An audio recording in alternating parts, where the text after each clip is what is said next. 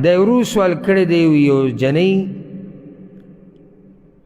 چې د کور نه وتښتي یو هلک سره والعیاذ بالله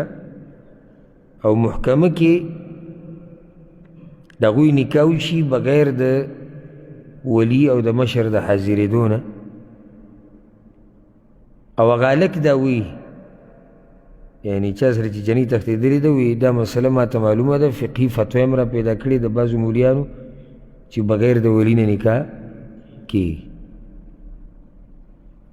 نو بغیر د ولی نه نکاح کېږي او که نه سوال دا دی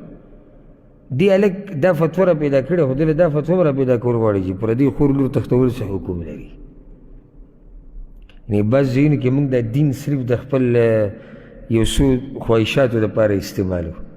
یعنی دومره دی په مولیانو صاحبانو پسې لاړ او مولیان هغه مولیانو ولې هم دا جواب داسې ورکړو زه چې داسې کس ما پسې راشي که نه چې ما نه تپوس وکړي چې دا نکاح کېږي او که نه زه ورته یم اول ته ما نه دا تپوس وکړي چې دا جنۍ داسې بوه چا د کور نه یو له دعوت ورکول چې راځه هلته زه به یم دا شتي اسلام کې او که نه اول دې مسلې ته راتله پکار دي د هغې نه بعد بیا دا ګورو چې نکاح کېږي او که نه کېږي نو دا یاده کوي د دې نه مخکې ته یو مسله بیانه کړم ډېره اهمه چې هغې ته د دې مشرانو ذهن نه ځي د ډېرو مشرانو مشر چې زه وایم د جنۍ مشر یادو بیا د جنۍ مشر پلار هم کیدی شي رور هم کیدی شي ترم کیدی شي زوی هم کیدی شي او داسې بس هغه ترتیب بیا موږ په نورو ځایونو کې ذکر کړی ولي د جنۍ هغه له نه ده پکار چې د خپله خور لور یا بله خپله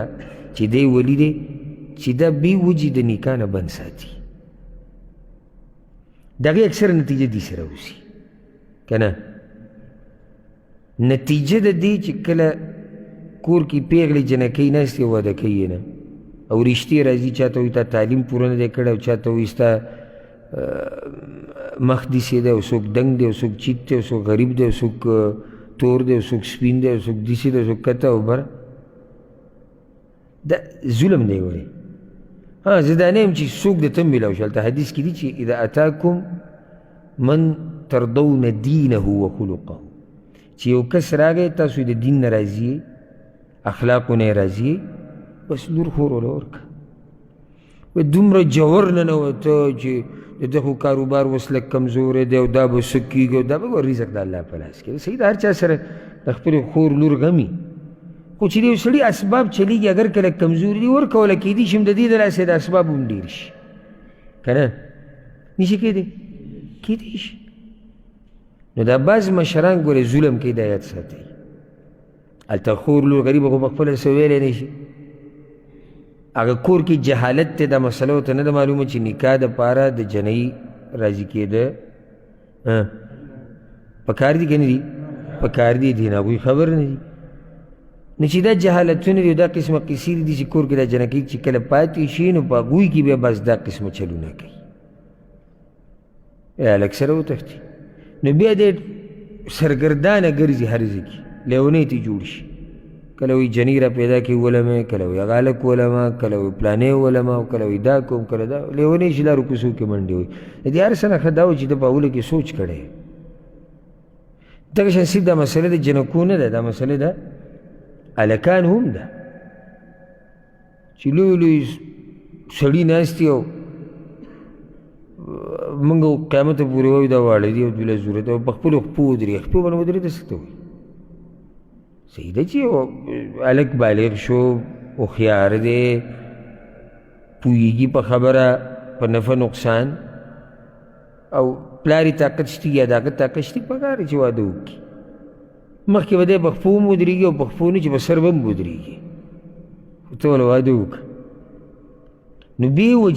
وجې ځم کله نه کله معقوله وجې هغه زه نه یادوم بې وجې زوی یا لور خور خپل کشر د واده نه بند ساتل چې طاقت دي دا ظلم دی چې طاقت یې خو داسې مور پلار یې غریبانو طاقت نه وي نو د هغوی ارمان دی چې واده ولې وکړي او دا جنکۍ واده کړي خو نشي کېدی وس نشتي نه هغو نه خو چې وس یي او بې وجې بند کړي نو دا څه دی ظلم دی ښه که چېرته د پلار یا د دې جنۍ دا مشر ظلم کوي نو بیا څه کېږي ما دا مسلې ذکر کړی و نه قاضي له ډایرک ورځي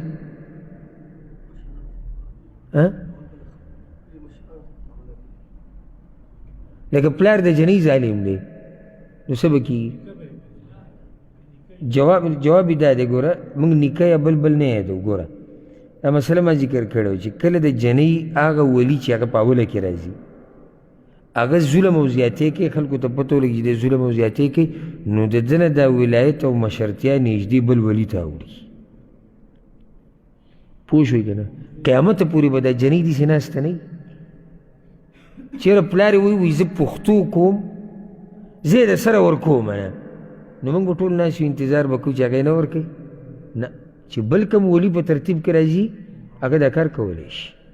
که هغه یې نه کوي بیا هغه سره چې هغه به چې کوم راځي که هغه یې نه کوي با به او د ټولو پکې اختلاف راغی او ګټه جګړه روانه ده او ټول وایي نه یې کوو نو بیا حدیث کې راځي فالسلطان ولی من لا ولی له قاضي حاکم وقت مشر دی د هغه جنۍ چې مشر یې نشته د حدیث ابو داود راوړی نو بیا به فیصله چا له ځي قاضي نه نو چې هغه فیصله وکړه هغه به داسې لکه د جنۍ مشر شي سبحان الله ګوره زموږ شریعت چا سره ظلم دی نه غواړي ګورې او حل د هرې مسلې شته یو لور د یو کس لور دی صحیح ده خو د دې مطلب دا نه چې تعالی الله دا اختیار درکړی دی چې دې سره ظلم او زیاتې کوه د ظلم اختیارات الله تعالی نه دي درکړي دا نشته او ځکه دې بعضو مشرانو ته چې کله ووایه که نه چې یاره دغه پلانې د لور سره ظلم او زیاتې کوي او ستا خپل دی یا ستا ملګری دی که ته ورته نصیحت یاره یو خپله لوري دی چې څه ورسره کوي نه څه ورسره کوي نه خبره غلطه ده په ما ورته لازم دي چې د یو مسلمان خیرخواهي وکړو په دې طریقې سره چې کله موږ ته پته ولګي زموږ خپلوانو کې پلانې د لور سره ظلم کوي یا د زوی سره ظلم کوي موږ له څه پکار دي ورتله پکار دي نصیحت ورته کول پکار دي پوه کول پکار دي چې د الله نه ویریږي او دا کار پرېږدي خبره ما دا ذکر کوله چې داسې قصې اکثر دې د لاسه کېږي اوس راځو دې مسلې له عدل پکې نشته عدل معنی یعنی ولی د خپل طرف نه څه ظلم او زیاتې نه دی کړی او دا جنۍ وتښتېده او دې ته پښتو کې مټیزه ویلی کېږي دا مټیزه وتښتېده او لاړو په یو جج پسې او په هغه ملک کې دا قانون دی که هغه د فقهاو قول دی او که هغه یو جوړ کړی شوی یو قانون دی په هغې کې فیصله وشو د دې واده وشو دا نه کېږي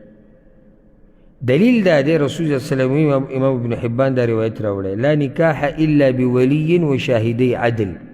نه کېږي نکاح الا دا چې د جنۍ مشر پکې او دوه ګواهان پکې دې نه بغیر نکاح نه کېږي دا د رسول صلی الله علیه وسلم واضحه فتوه ده دې کې موږ دا نشو ویلی چې یاره بعضو فقهاو دا خبره کړې خو دا قول کمزوری دی اوس دې ته وګوره دې دلیل ته ګورې ښه امام ابو داود راوړی دی أيما امرأة نكحت بغير إذن وليها فنكاحها باطل فنكاحها باطل فنكاحها باطل هرې زنانه چې خپله نکاح په خپله وکړه بغیر د ولي د اجازت نه نکاح باطل ده نکاح باطل ده نکاح باطل ده بس دی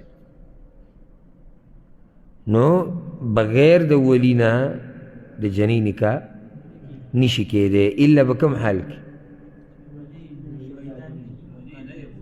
چې ولی نه یا اولیاء ټول سره ظلم کوي یا د هغوی خپل منځ کې اختلاف دی نو بیا په داسې ټیم کې قاضي څه دی یا حاکم وقت هغه ولی دی د دې جنۍ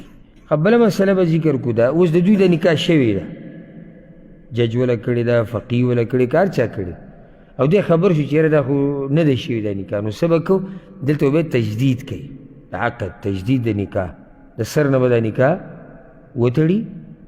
په شرط بیا به کوم شرط څه دی ولی وایي